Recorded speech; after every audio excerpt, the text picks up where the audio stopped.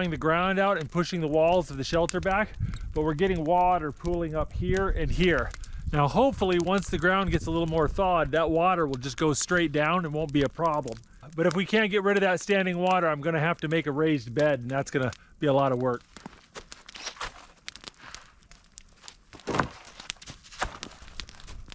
Well, I got a lot more wood cutting to do, but I'm gonna get a start on dinner.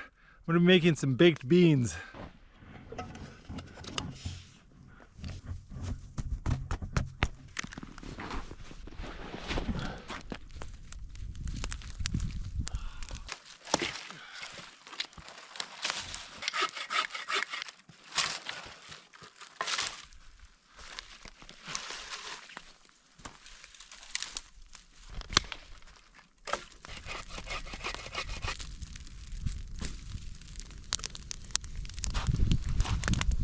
Got a bag of Great Northern